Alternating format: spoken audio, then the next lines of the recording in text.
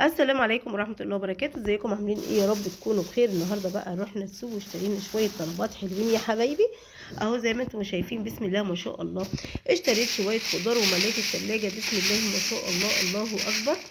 اهو اشتريت كرومبا واشتريت قوطة واشتريت شوية ليمون، واشتريت كل حاجة. طبعا في كل بلد لها سوق. النهارده السوق بتاعنا كان التلات، ورحت بقى السوق يا حبايبي واشتريت شوية طلبات حلوين. شوية طلبات حلوين زي ما انتم ما شايفين.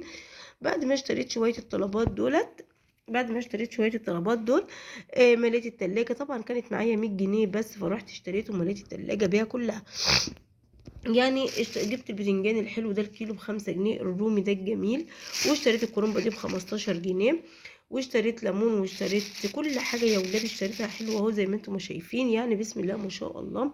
اشتريت شوية طلبات حلوة اهو، مليت التلاجة بسم الله ما شاء الله. يعني اشتريت شوية طلبات حلوين ومليت التلاجة بأرخص الفلوس. تملي التلاجة بتاعتك وتشتري كل حاجة بإذن الله. طبعا في كل بلد ليها سوق، في بلد سوقها التلات، في بلد سوقها الأربع، في بلد سوقها الخميس، فكل بلد ليها سوق يا حبايبي. بنشتري منها الطلبات كلها. يعني في بلد سوقها الأربع، في ناس سوقها الخميس، في ناس سوقها السبت. فكل بلد لها سوق. فطبعا الناس بيروحوا السوق بيشتروا كل الطلبات بتاعتهم من السوق دوت.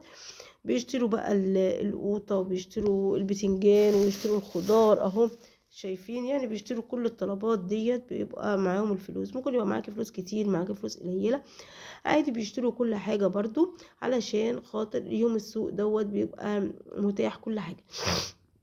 فطبعا راحت السوق اشتريت، كانت معايا 100 جنيه، اشتريت شوية الليمون دول ب30 جنيه اهو يا حبايبي.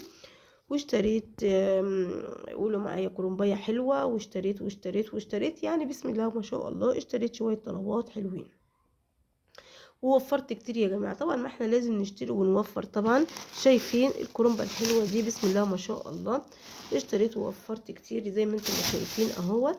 يعني الواحد بيروح السوق بيشتري كل حاجة ويشتري الطلبات كلها بسم الله ما شاء الله. زي ما انتم شايفين يا حبيبي، الواحد لما بيحب يروح السوق بيشتري ويوفر كتير زي ما انتم شايفين اهو. اهو يا جماعة اشترينا ووفرنا بسم الله ما شاء الله. اهو شايفين. اهو زي ما انتم شايفين بسم الله ما شاء الله. اتمنى الفيديو يعجبكم. قولي رايكم ايه في شويه الخضار اللي انا اشتريتهم. يعني اشتريت بتنجان ب10 جنيه، ب15 جنيه، شويه ليمون ب30 جنيه، وقوطه ب20 جنيه. يعني اشتريت كمان باقل من 100 جنيه الطلبات دي كلها. اهو يا جماعه اشتريت ووفرت. اتمنى الفيديو يعجبكم. لايك والاشتراك في القناه عشان يوصل لكم مننا كل جديد. سلام يا حبيبي.